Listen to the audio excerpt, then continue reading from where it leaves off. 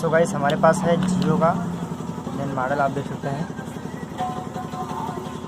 f211s। और इसमें गाइस क्या है कि हमारा जो पावर बटन है इसकी जो बीच में वैल्यू नहीं आती तो हम इसे ग्राउंड पे रखते हैं और यहाँ से हम इसे चेक करते हैं।